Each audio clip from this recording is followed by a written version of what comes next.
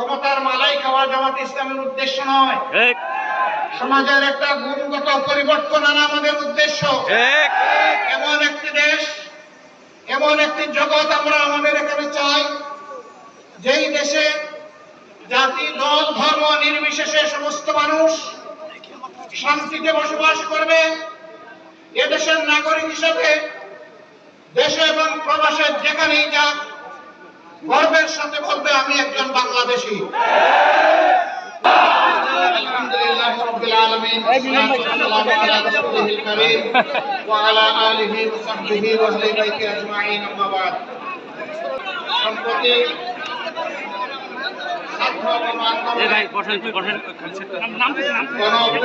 গণবিপ্লবে যদি অসুবিধা এদিকে চলে স্বৈরাচারী শাসন ব্যবস্থার বিরুদ্ধে যারা রুখে দাঁড়িয়েছিল তাদের মধ্য থেকে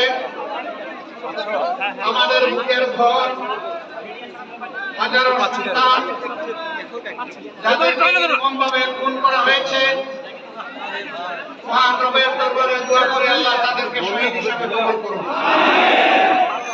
তাদের শোকাহত পরিবারকে রব্বুল আলামিন তার ইজ্জতের পক্ষ থেকে প্রশান্তির ছোঁয়া লাগিয়ে দিন এবং সবরে জামিল আতা করুন। যারা আহত হয়েছে আল্লাহ তাআলা তাদেরকে সুস্থতার নিয়ামত দান করুন। আমিন। এই আন্দোলনে দেশে প্রবাসে সম্পৃক্ত হয়ে যারা রক্ত চক্ষু উপেক্ষা করে জনগণের অধিকার আদায়ে বুক চিতিয়ে দাঁড়িয়েছিলেন, আমি বাংলাদেশের সেই 18 কোটি মানুষকে আমার এবং আমার প্রিয় সংগঠনের পক্ষ থেকে গভীর শ্রদ্ধা জ্ঞাপন করছি। স্বৈরাচার শেষ দিনগুলোতে দিশাহারা হয়ে আমাদের সোনার টুকরা, কলিজার টুকরা সন্তানদেরকে হত্যা করেছে। কোন মা তার সন্তান হারিয়েছেন, বাবা তার সন্তান হারিয়েছেন, স্ত্রী তার স্বামী হারিয়েছে, বুকের কচি সন্তানেরা তাদের বাবা হারিয়েছে, ভাই হারিয়েছে বোনকে, বোন হারিয়েছে ভাইকে। এইভাবে সারা বাংলাদেশ, 56,000 বর্গমাইলের এই বাংলাদেশ ছোট ছোট হাজার রক্তে ভরে উঠেছে। সম্মানিত দিনাজপুরবাসী, আজকে মঞ্চে বাংলাদেশ জামাতে ইসলামের নেতৃবৃন্দ আছেন, বন্ধু সংগঠনের নেতৃবৃন্দ আছেন, সাংবাদিক বন্ধুগণ আছেন, উপস্থিত জনতা আপনারা আছেন। আপনাদেরকে সাক্ষী রেখে স্পষ্ট কণ্ঠে একটি কথা বলতে চাই। হাজারো প্রাণের বিনিময়ে অর্জিত আমাদের এই বিপ্লব, এই পরিবর্তন, এই আন্দোলনের সফলতা, একে অবশ্যই আমরা পাহারাদারি করব ইনশাআল্লাহ। এর কোন ধরনের অপমান এই জাতি সহ্য করবে না। এই আন্দোলন বিশেষ কোন গোষ্ঠী, দলের কিংবা সম্প্রদায়ের নয়। এখানে আপামর জনগণ রাস্তায় নেমে সেই আন্দোলনকে সফল করেছে।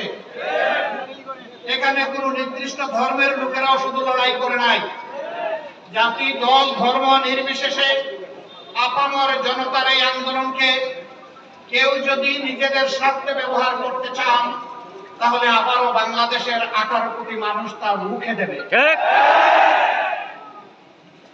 আমরা সেই 18 কোটি মানুষের সাথে থাকবো, পাশে থাকবো, অগ্রভাগে থাকবো, আমরা কথা দিচ্ছি। ক্ষমতার মালাই খাওয়া জামাত ইসলামের উদ্দেশ্য নয়। সমাজের একটা গুণগত পরিবর্তন আনা আমাদের উদ্দেশ্য।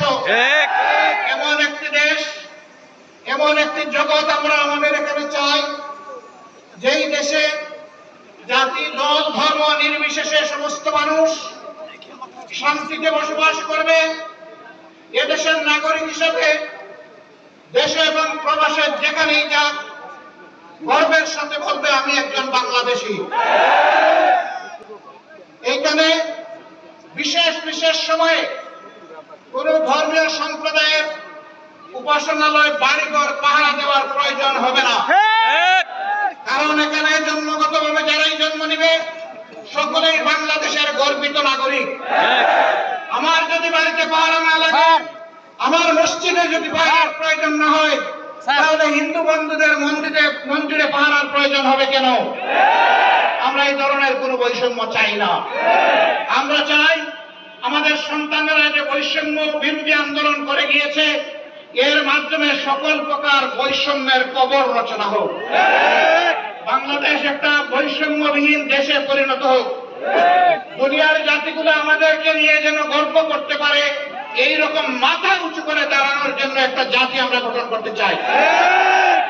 সংগ্রামী বন্ধুগণ, এখানে যারা শহীদ হয়েছেন তাদের পরিবারের কাছে এসেছি ঋণ পরিশোধ করার জন্য। আমি তাদের কাছে কৃতজ্ঞ, একান্ত কৃতজ্ঞ। তাদের প্রত্যেকের বাড়িতেই যাওয়া উচিত ছিল, ঘরে ঘরে গিয়ে তাদের প্রতি সমবেদনা জানানো দরকার ছিল। কিন্তু ছোট্ট একটা মানুষ, কিছু ব্যস্ততা রয়েছে। ঢাকায় আজকেও বেশ গুরুত্বপূর্ণ একটা কাজ, সে কাজে সেই ডাকে আমাকে সাড়া দিতে হবে।